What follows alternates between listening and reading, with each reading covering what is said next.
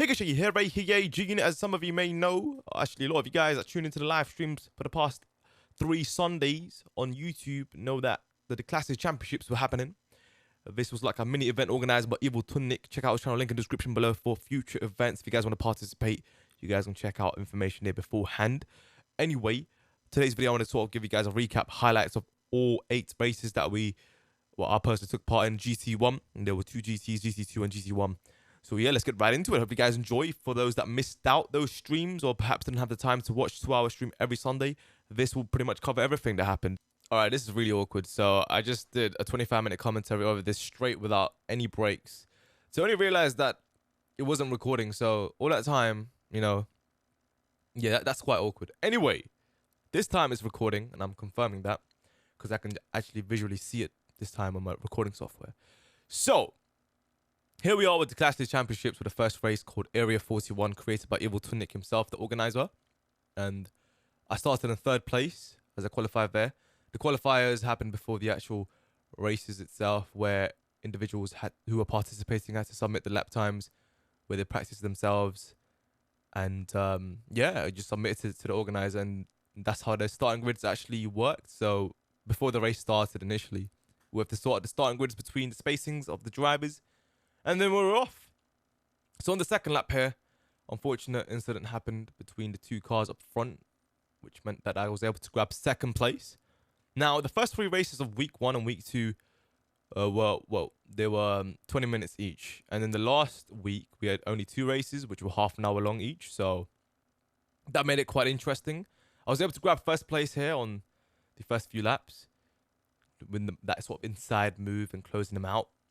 And we're going to skip straight forward here into the next set of laps. So I was able to keep this lead for quite some time. But at this point, we had to lap GT2s. So lap 9 out of 18, you can see the Asias who were GT2. Whilst myself in the GT1 in the Premiere. So this was quite an intense race. There were quite a few intense races throughout this championship, sorry. And you guys will see Tomtad's pretty much bumper to bumper at this point right behind me. And obviously, he's trying to make some moves on the outside. So I'm going to try and defend inside as much as possible. Unfortunately, there was a guy in the brown lagging there, as you can see, in that Asia. It looks like he was just parking to the side there, but he's in fact still ahead of the pink car. Here comes the clutch, intense clench moment. Look at this. Holy shit. Let's take a look at that one more time because I'm sure you guys blinked. Oh, my days. See, if I had have collided with those guys with the unfortunate RNG timing, then I probably would have lost my 1st place. However, it does happen anyway because of the laggy dude ahead of us. I believe. What is that car? Is that Premiere? What the hell? What the hell is that's a Premiere, right? Oh shit, that's a GT1 getting lapped already. And unfortunately, yeah, he puts me off, and because of that little lag collision, Tomtad grabbed 1st place. So unfortunately, I wasn't able to use any sort of racecraft to defend my position. So from this point, you know, I sort of skipped, you know, from lap 10 out of 18 to 17 out of 18.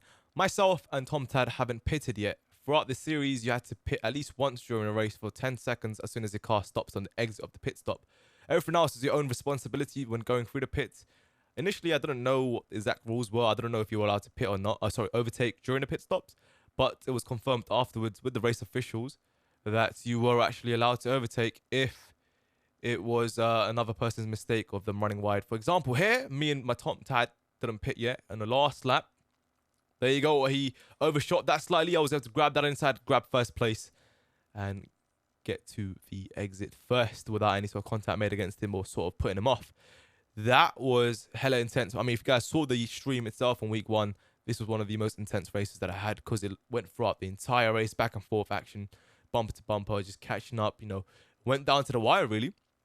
So basically, you had to make your pit stops anywhere except the 1st lap of the race and the last lap. So that's why we went into lap 17 instead of lap 18. So that was the 1st race. I was able to win that. But I tell you what, the competition was there. It was hella tense. If you guys are probably wondering where the other competitors were, they were doing F1 Season 3 at the same time. So that's why the times collided and they couldn't really make it. But some of them did end up making it to the final week of the last 2 half-an-hour races, which you guys will see in this video as well. So for the 2nd race, we had SUV, GT1 Granger, and I believe for GT2 was Park Ranger. I was able to get my pole position, and right off this bat, I had a pretty awful start in terms of sticky bomb. I'm not very good at the launch start. So Evil managed to grab the inside, but I was determined to hold the outside as much as I could, and I was able to get a better run as well. Unfortunately, Evil gave me that little bit of space. And then from this point, it was kind of well, it wasn't really that much of an interesting race. Nothing really happened. Nothing really interesting in terms of clinch moments or end-to-end action or what. So yeah, I was able to get a comfortable victory there. And that was the second race, of course, out of the 3 for the first week. Farmyard Frenzy, pretty good track on the smooth grapeseed roads.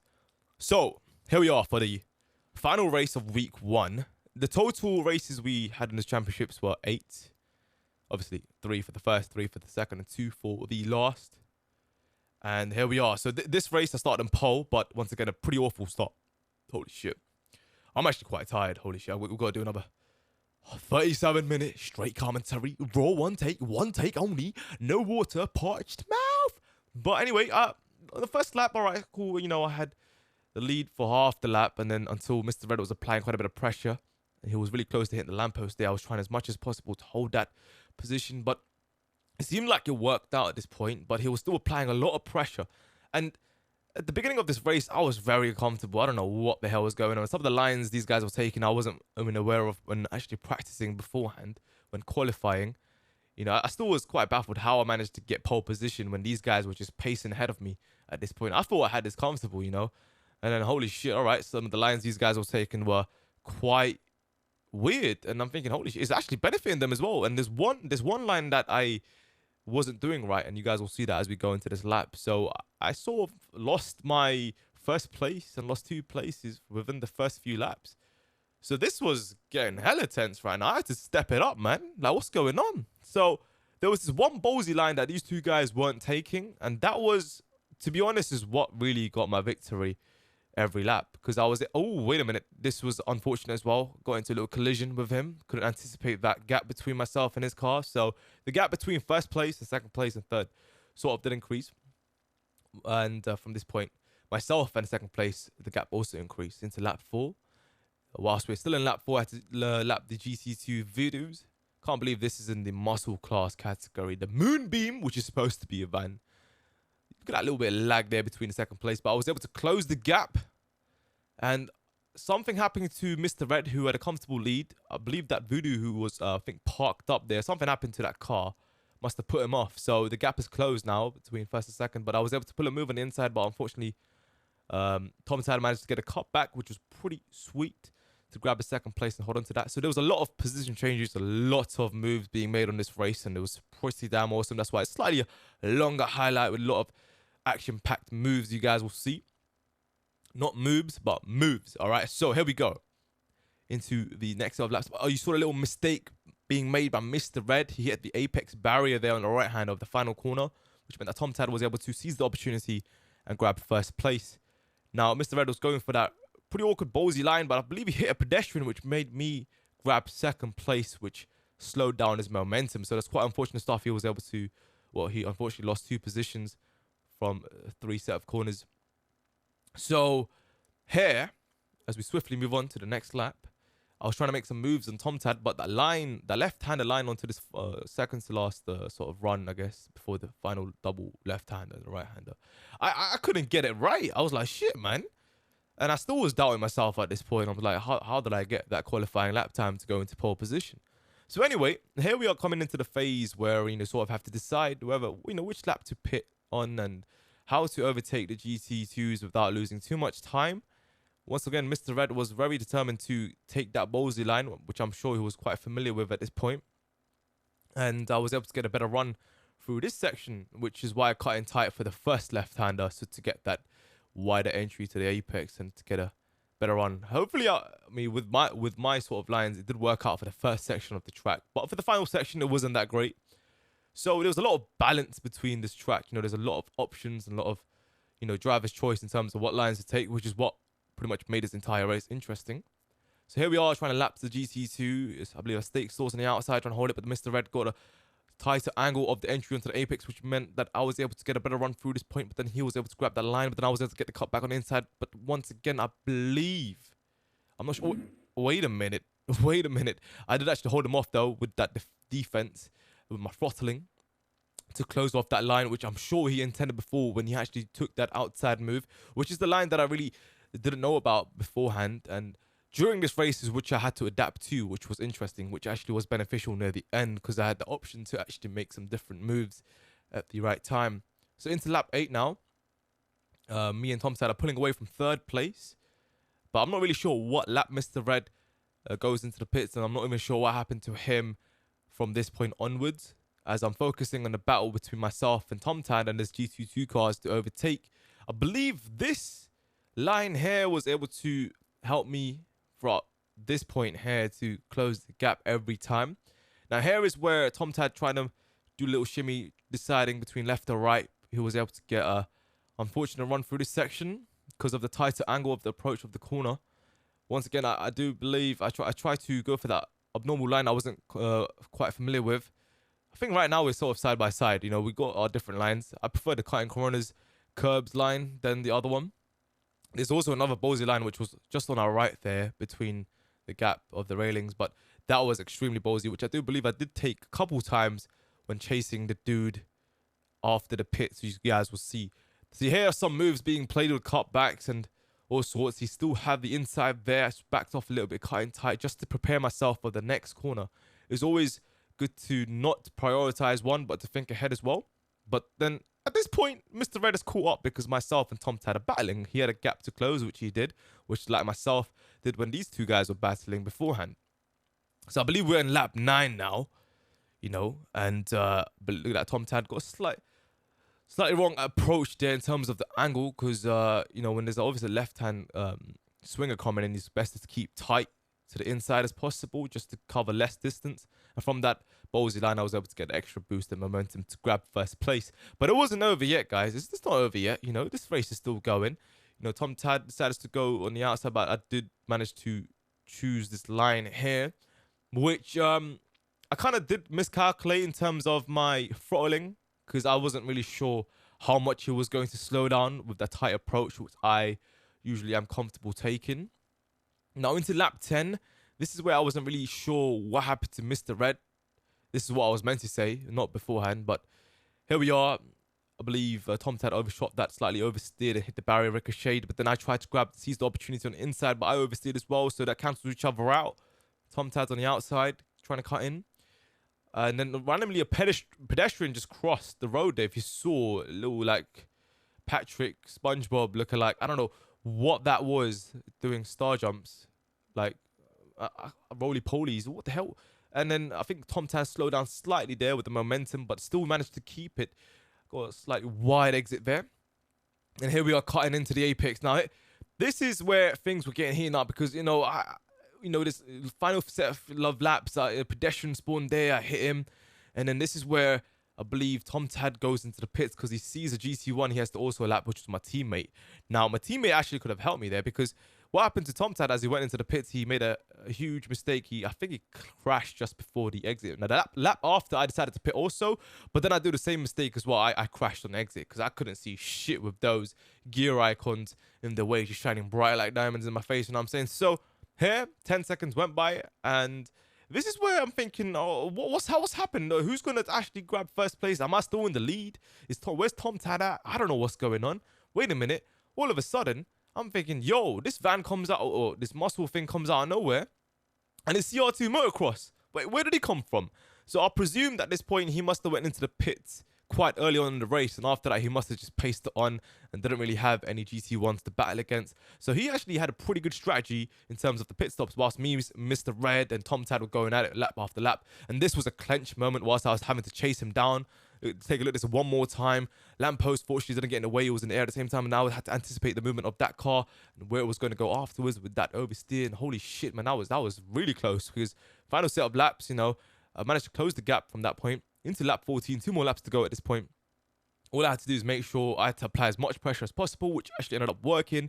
He miscalculated that completely, and he oversteered that, unfortunately. So, you know, wow, what a race. What a race that was. That was an unpredictable outcome. I was not expecting that outcome at all, especially at the beginning of the race. The way I lost those positions so easily, I wasn't very confident, but it turns out building up momentum and just adapting to certain lines, which I didn't know about during the race, really did help. So here we are. Moving on to the second week. The first race out of the 3 for the second week of this championship. So the first 3 for the first week are now covered. You guys saw that. So this is where it got interesting. I started in second place. This was the Gang Burrito. This is a van race. And I believe the Burrito, normal Burrito, was GC2. So yeah, I thought, I'm building up a little bit of momentum, trying to go for first place in the first lap. But next thing you know, third place, Macy comes out now with a better run and grabs that cheeky inside second move. So I had to back off a little bit just to avoid any sort of collision. Whoa, that fourth place Gang Burrito overshot that. I don't know what happened at that point, but I believe I left my inside open here and Mr. Red managed to sneak in. There's quite a bit of lag involved here. Lot of lag. I felt like I was getting bullied at this point. Fortunate stuff there with the lamppost. I think Mr. Red realized at that point how much lag was going on in terms of contact. This was really close as well. I was about to get rear-ended. I'm pretty sure on this screen that was not the case with his car. Oh, his vehicle, sorry. So here we are on the first lap. A little bit of gap between myself and second from first. Whilst they were battling, I was able to close it out on the final end of this lap. And here we are. I'm thinking, all right, these two guys are going to go at it. I just got to keep composed and just, I got quite a bit of space between myself. I got a lot of time to think, obviously, with the slow vehicles. And obviously, I had to push it as much as I could as well and just make sure I didn't make any silly mistakes, So I had high hopes with these two guys going in. And I'm thinking, all right, into lap 2 now, what's going on? Is it lap 2 or lap 3? I'm not even sure. I think it's lap 3, but we'll see. And this right hander, all right, sweet, what's going on? All right, here we go. Nice and smooth. And I had to jinx it at this point. I'm thinking, yo, I remember jinxing in the live stream as well. I'm thinking, yo, this is going to be an epic race, this and that. And then bang, a collision occurs. And I think Tom's dad hits the pole on the outside. And from this the point of this race, I sort of kept my position into lap 8 out of 13. This was a little clench moment. The pedestrian on the outside there was pretty close to colliding with her. And then I had to sort of squeeze in this gap whilst overtaking the GC2. Otherwise, I would have hit that left-hand side flag, I believe. And then into lap 9 out of 13, you see this GC1 that I had to overtake. Clips that curb, goes over the pedestrian. Unfortunately, I ended the life that he thought he had still remaining after that. Look at that clench moment. Holy shit. Unfortunate stuff there for all 3 people. The lamppost, the van, the player in the van, and the pedestrian. And unfortunately, that guy obviously witnessed some epic shit, but then had to end up dying. So yeah, I managed to win the 4th race in a row. And at this point, I'm thinking, all right, well, things are looking good in terms of the championship. Here we go into the 5th race. This is where we're using the Rhapsody. All right, compact class. For GC1, we got fully custom, fully modded, Rhapsody. And then for GC2, we had a stock version. And so the race was off. I started in pole position. For some reason, I was looking back because I knew my starts were pretty awful. I didn't really seize the opportunity of being in pole for the past few races.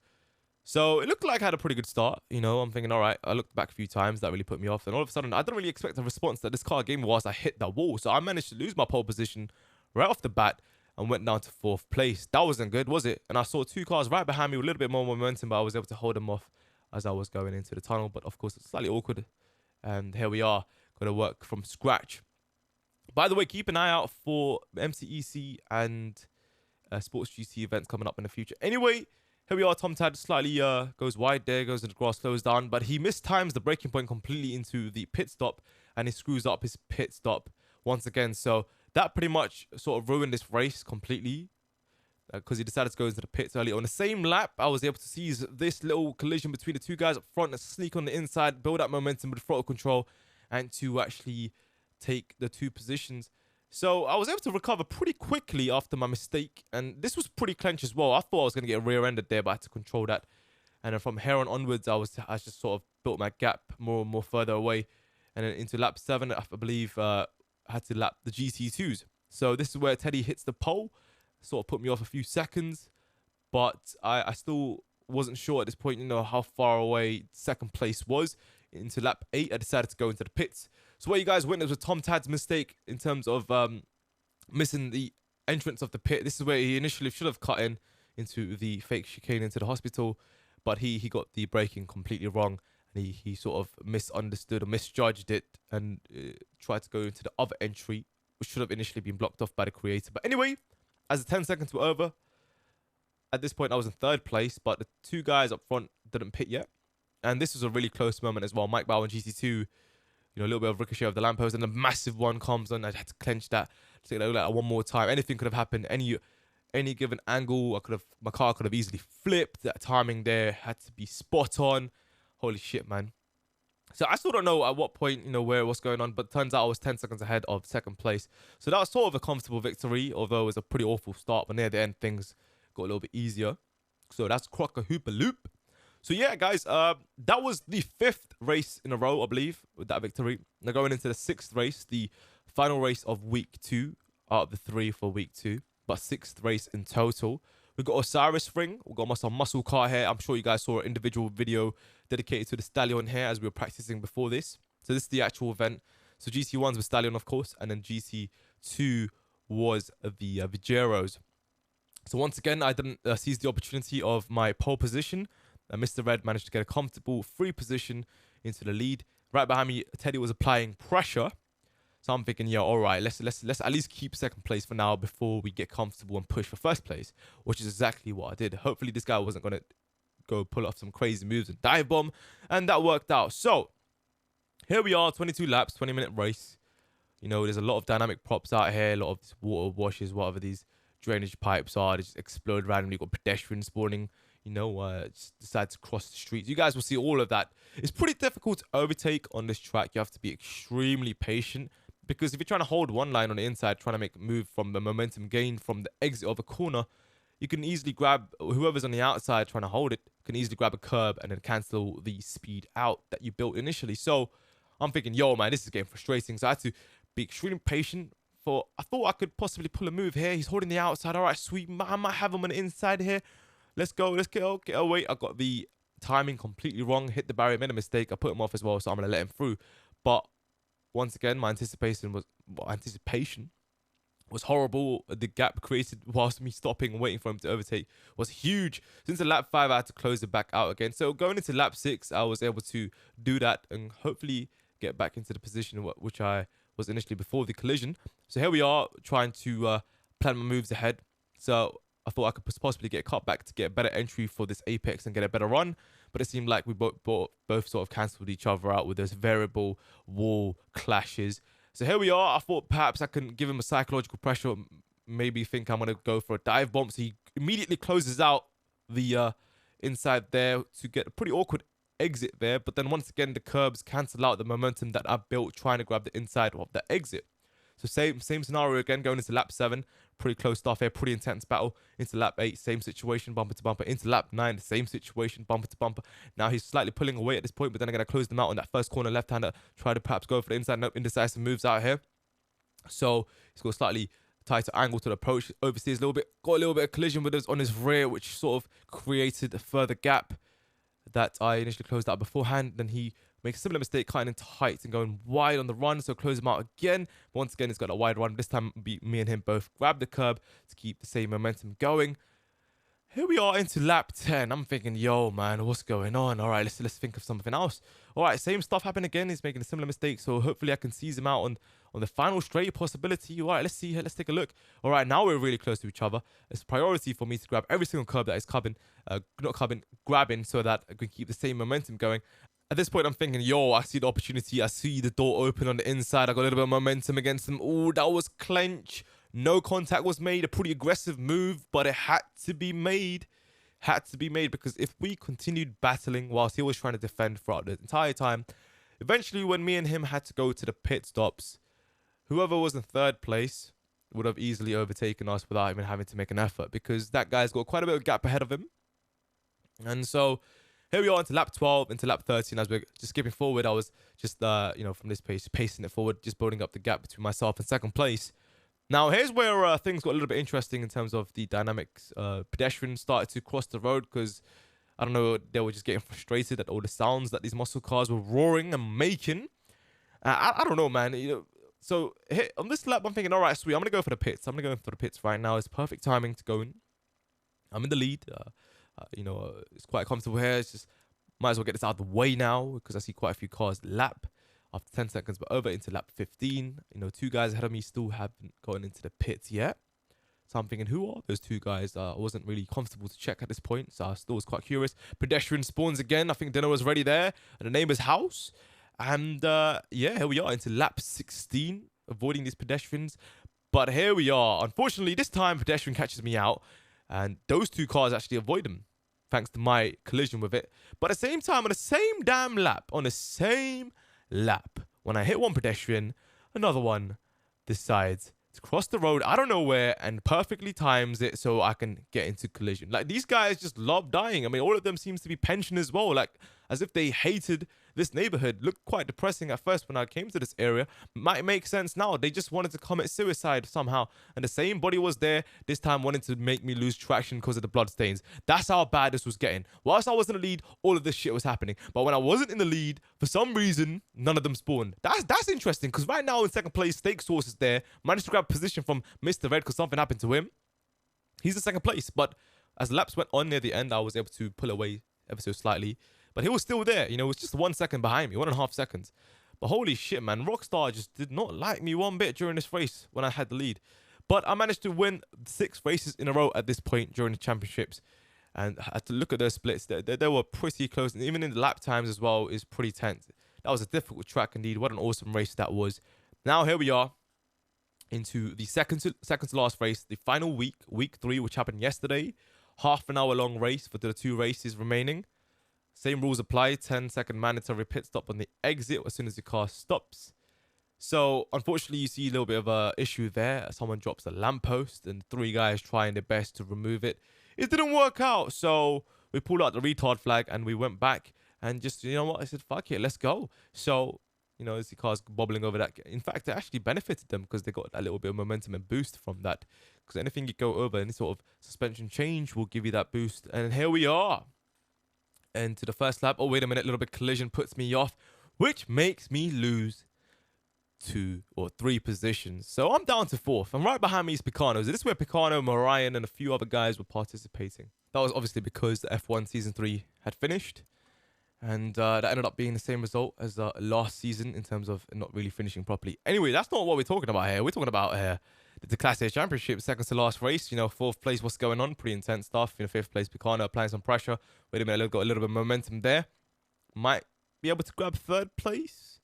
This track was awesome, by the way, made by RB Drift. I think it's the reverse version of the original Inner City Sprint. Works out really well for this sort of racing and these sort of cars. So, awesome battle going on here. The top 3 looking a bit tight here. I thought I could sneeze on the inside. Not sneeze, but sneak on the inside. But I got a little bit oversteer there, carry a little bit more momentum. And here's where things got a little bit interesting. Because this is quite possibly the most ballsiest section of the track. There's quite a few lines to take here. The safe route or the ballsy route. I don't know what these guys went for, but holy shit. 2 guys got screwed up by that on the first lap. And from this point, I'm second place, and Teddy there comfortably in the lead by about 10 car lengths. And and right behind me is Picano, about 5 car lengths. So into lap 3, you're skipping forward. I'm trying to chase down Teddy. And here possibly can make a move. He does make a mistake. He overshoots that corner. He cuts in, oversteers. But then I probably should have anticipated the movement of his car earlier, so I could have closed the inside gap when the opportunity was there. But timing was awful. And then he managed to grasp away again into lap 4 now. Trying to close him out into this sort of same lap here. Really close there between the pedestrian as she moonwalks backwards so she can save her life. I don't know what happened to her afterwards, but we'll find out. I don't know, ask Rockstar. Well, here we are. So that was pretty close.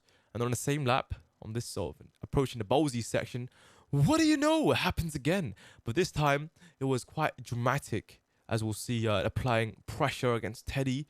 You know, I don't know what he did there, but he just went straight into the pole and managed to grab 1st place. So, damn, what now? So into lap 5, nothing really happened. So I was thinking to myself, well, there's a lot of ballsy lines on this section, a lot of places to get cheeky boosts. Because I'm in the lead, I'm going to take it nice and easy, just not make any mistakes into lap 8 now. But it seems like as I was going lap after lap, Picano was actually closing the gap. And at this point, he's pretty much bumper to bumper into lap 10. So for the 5 laps, I was able to waste those 5 laps to keep the position. So for the final few laps, I sort of technically invited him into this sort of battling format. Because he's used up a lot of his energy to close the gap up, I sort of still have the slight advantage because I'm still holding my 1st position. He still has to overtake and there's only a few more laps to go. So technically, he still has more pressure. And because of that pressure, he does make quite a few mistakes in terms of actually trying to overtake, which you'll see now, one of them happening pretty soon. Actually, I think it already happened, you know. Yeah, I think he did end up hitting a pole or some shit. And then the gap sort of opened up.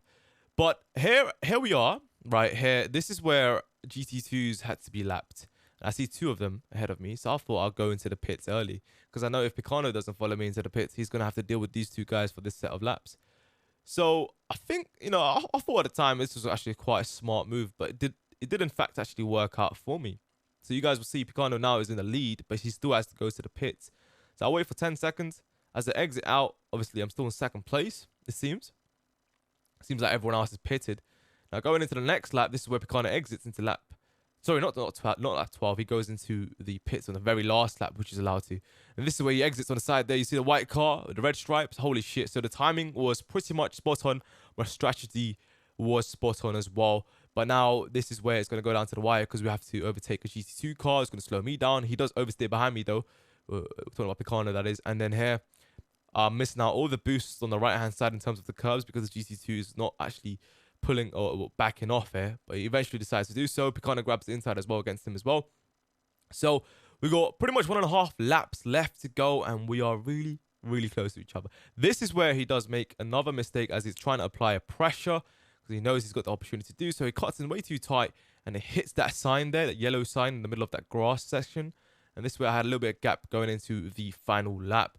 So this is where I'm thinking, all right, sweet. Well, I need to think about this GT2 car in the very last lap, not to make any stupid, silly mistakes and to get the communication right, which was spot on. He shifts to the left. I was able to grab the outside 3 curbs. But at the same time, Picano was there, seizing the gap that he had to be able to close it on the final section or the middle section of this track. So here we are. He's pretty much now bumper to bumper. Similar situation just right before the previous lap where he hits the sign. This time he doesn't do so. But it was interesting because our lines are quite different with the Bowlesy section. He doesn't actually take the line that I personally think is most beneficial and really comfortable. He sort of just clips a few curbs and then cuts in tight. Either way, he will still be able to keep up. And here we are. So I always manage to prioritize this route, but it's really scary because it's such a tight space. But he's sort of cut in early. So here I was able to gain like, what, 0.2 of him. And he's still right behind me though. So I had to make sure I didn't make any mistakes. There's a few curbs on the left there we could have taken. But once again, there's no need to take the risk because the chances of pedestrian spawning is quite random and high. The RNG factor, which is something you need to negate during these consistent races, which is quite long. So it's all about making choices at the right time. Otherwise, you're screwed. So into the final section, he's pretty much caught up to me. He's about 1 car length behind. Right now, he's trying to push as much as he can into the final corner of the last lap. He hits a sign there. He hits a sign right there. Once again, so many signs, which he makes loves to during this race. And there you guys have it. That was one of the most intense races, once again, of this championships. And got my seventh victory there in a row. I'm going to be moving on to our very last race of this championships.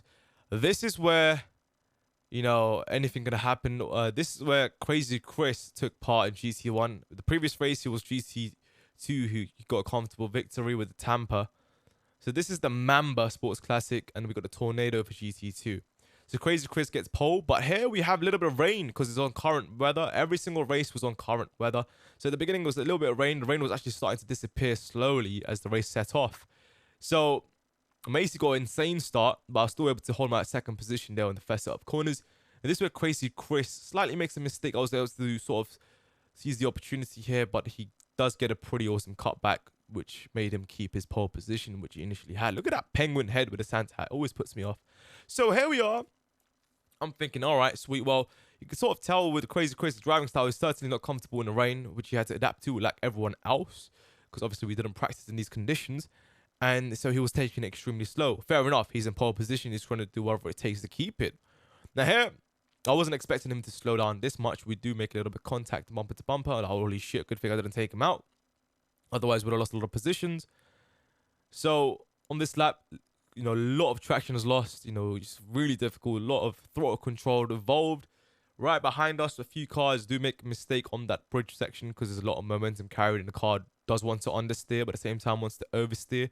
This is actually one of the most difficult cars I've driven during this championship. And here we are now going into 2nd lap. He slows down a lot there. Slightly wide approach, but seems to be beneficial for him. And this is where it gets quite interesting because I thought, you know, he's going to go all out, pace it with the gap that he has in front of him because there's no GT2 cars to overtake. But I believe I got confirmation after the race, you know, to figure out why he actually goes into the pit this early is because The actual condition of the road obviously was slightly wet, which meant that you couldn't really fully optimize lap times with this car in terms of pace. So in a way, it did make sense as to why he went into the pits early. But then again, what he didn't calculate is to which, like, how quick it was going to dry up, because it turns out within 2 laps it just sort of fully dried out. So I was able to seize the gap, seize this opportunity with the gap that I had to go all out and pace it. And with that opportunity, what happened with Crazy Chris after he exits the pits is that he had to overtake GT2s right off the bat, because they were eventually there, because they had to start. Obviously, every single race that we took part in this sort of championships, the GT2s started 10 seconds after the GT1s. So, you know, with him staying in the pits for 10 seconds, that sort of cancelled each other out. So he had to work his way up again. That was really close right there. Once again, clenching through. So with the gap that I had, I was able to just pull through, and hoping that potentially possibly I had first place after doing my pits. I just had to make sure that my overtakes against the GT2s were smooth and not, you know, awkward or just, you know, completely slowing down. I had to really just maximize everything, get everything smooth, and communication had to be spot on in terms of honking. But a lot of these guys were pretty aware of every situation, so I don't really have any issues. Into lap 9 out of 22, once again pulling a move on the GT2. Tornadoes were really slow. I think we lapped like the GT2s 4 or 5 times, and you notice this was actually one of the most intense overtakes from the slower cars, where that left hander is so scary. You had to get it right. Into lap 10 now. Once again, this is where it got interesting, because obviously I haven't made my pit yet. And here, you know, I was getting held up a little too much. I'm thinking, all right, instead of, you know, wasting my time trying to overtake that car, I'm going to go and take this opportunity to pit and wait 10 seconds. So then on the exit, I was just praying that car right behind me wasn't a GT1. It turns out it was a Tornado, so that was all good. You know, that was roll of the dice. Once again, RNG worked out for me. Quite fortunate. So this was the final race, of course, the 8th race. And it turns out the pits actually did benefit me, and I was in the lead just about 4 seconds ahead. Looking back right now, you see that's Crazy Chris in 2nd place. So his strategy didn't work out for him. And from that point onwards, I did end up winning the race with about 14-second gap. But throughout the race, before the final 2 laps, he was 5 seconds behind me. So that was intense. Other than that, there you guys have it. I managed to win all 8 races of the championships in a row somehow. It was insane how I managed to go through that, all those intense clench moments to do that. So hopefully you guys enjoyed. Expect to see more events like this in the future. Like I said, if you guys want to participate in these sort of events and stay up to date, like you stay up to date with Yeezys and sneakers that Kanye produces, then check out the link in the description below to Evil Tonics channel. He's one of the guys that organized it. Also, you can check out Nodo forums. That's where a lot of events take place as well. So thanks for watching. I'll see you guys soon. Here are all the results and outcomes of this event and the final standings of GT2s, GT1, overall standings, and team championships. So yeah, check your sign out. Good night. Peace. Yeah. Oh, that fucking news thing was loaded. Every man grabbing a thing. Watch his first bit, man. Died last time.